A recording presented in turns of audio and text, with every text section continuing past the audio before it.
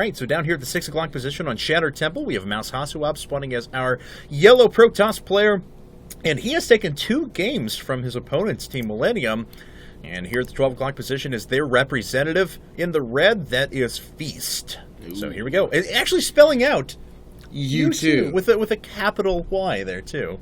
So mannered. Surprised he... Belgians, so mannered. Surprised he got the double O there. Yeah, I like that. Most Americans would have just said T.O.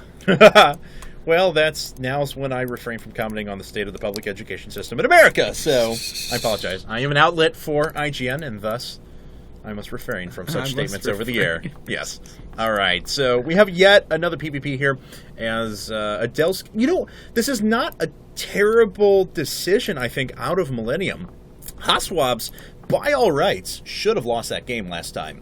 Adelscott made a couple of critical mistakes, but he was way up. He was up by a base and a half. I think his third was almost finished constructing by the time that HasuObs was actually able to reestablish even putting up his natural at any given point in time. Mm-hmm. But because of a pretty critical mistake, 2 of them really, where he didn't blink away with his stalkers as he killed HasuObs natural, and then later on when he voluntarily segmented his army and allowed HasuObs to get a favorable engagement. Yeah.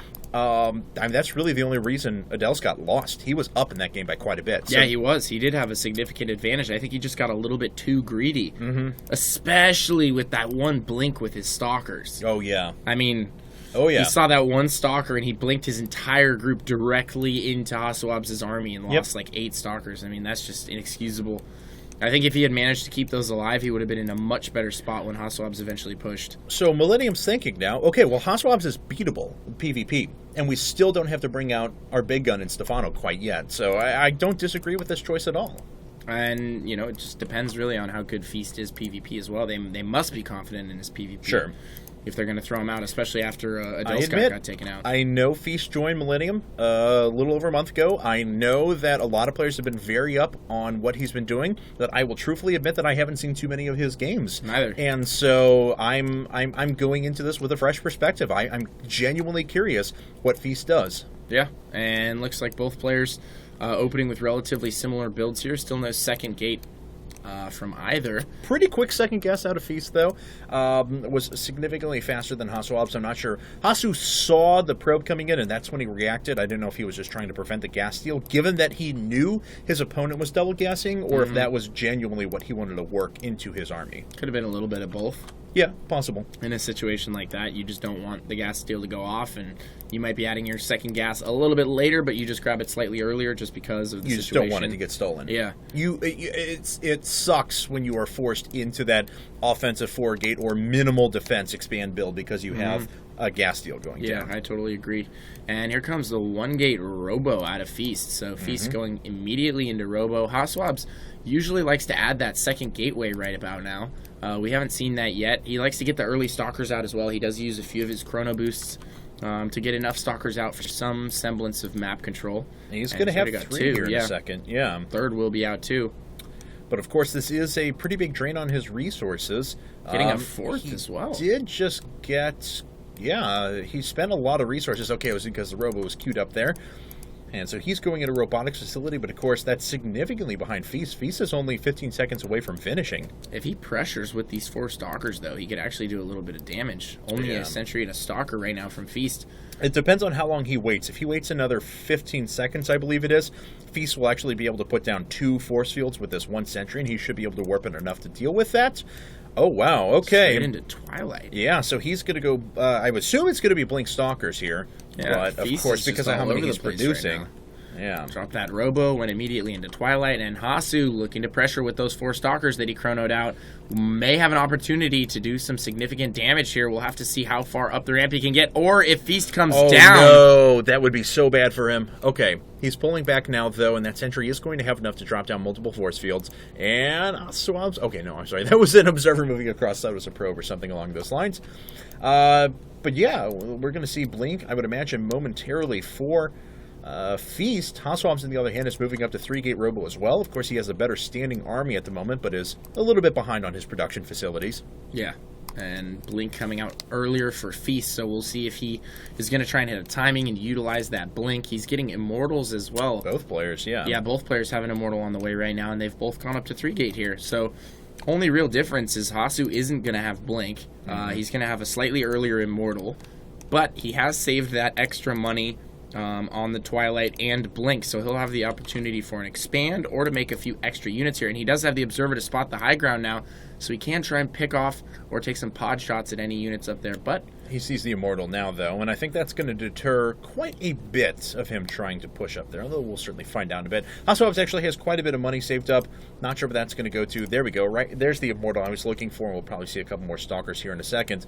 And Feast is actually building a straight-line engagement army. This is actually going to be 4-gate Robo with Immortal production behind that. That's very aggressive off of just a one-base economy, so I think he wants to outright just move up and kill his opponent in a couple of minutes. Yeah, and Hasu needs to be very careful here. He did scout around the right side of the base with his Observer. Did he see those 2 additional gateways that were going up? Let me see. Check his vision. Yes, he did. So he knows exactly what's going on here. And he's going up to Robo Bay. Yeah, he was actually expanding, or he was en route to expand with his probe, and then as soon as he scouted that 4-gate Robo, he pulled back immediately. He might actually be gearing up to drop another Nexus here. I think he is. No. Sending a probe out right now. But it's heading over to the left there, and it will actually get a beat on what is his rally points. Looks like he's just going to check over here to the left. Just looking for proxy pylons, I think. I assume something along those lines. May decide to put one down of his own, actually. Yeah, I was about to say one right here, and then he can actually flank the army from Feast pretty easily. All right, so 2 Immortals up for him. And a Colossus is now coming out, and that's if that Colossus hits before this attack comes for Feast, that would actually be a huge swing in the favor of HasuObs. Yeah, it really would.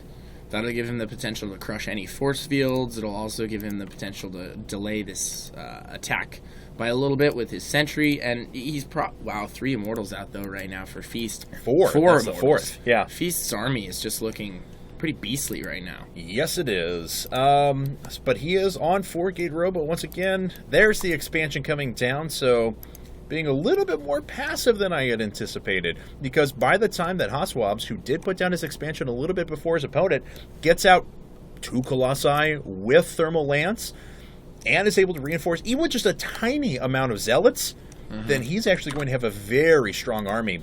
Ooh, and Feast does find that pylon over there on the left-hand side. Going to try and take that out. Is HasuObs going to warp anything in? It looks like he's sending his army over there. Feast has to be careful. Actually, HasuObs might have to be careful here. All right, and it looks like Feast blinks away. back for just a second. He will be able to catch a couple of these Stalkers off guard, or may just end up getting pinched. Oh no, Colossus, you have to back yourself up.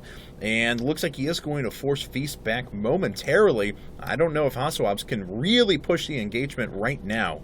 Yeah, he needs to be very He careful. needs that second Colossus. I agree with that, too. And he needs more meat for the Colossus as well. I think Feast would just cleave through his army right now at this point. Another Warpin or 2 of Zealots, though, and I think HasuObs with that additional Colossus is ready to go. But as it stands, not quite yet. No, definitely not the situation. There's the second Colossus.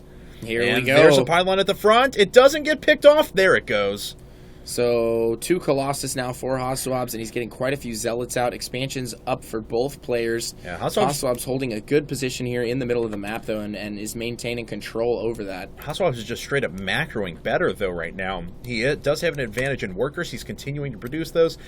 Feast now starting to get back into the worker production mode now, and it looks like we may end up having an engagement pretty soon. The Guardian Shield has gone down. The range of the Immortals proving to be very valuable, but this is an extremely strong army out of HasuObs. Look how quickly the Colossi deal the splash damage out to the Stalkers. Those Zealots are actually still alive, and now those Immortals, oh man, are basically worth nothing. Yeah. That entire army from Feast just got obliterated by the Colossus. Yeah. He is in so much trouble here. He might even end up not killing a single Colossus. The micro from HasuObs, okay, 1 Colossus will go down. That second one will not. Yeah, exactly. But that's, I mean, really, we're not talking about too big of a loss right there for HasuObs, as he is reinforcing with more units in the middle of the map. Feast is down by 29 supply, and that looks like that's actually going to keep going. Oh, wow. Or just GG. There it is. Wow, so HasuObs has actually taken 3 games now for Mouz. Congratulations to him. And we're going to head into game number 4 here in just a second. Maybe time for Millenium to start bringing out the big guns now.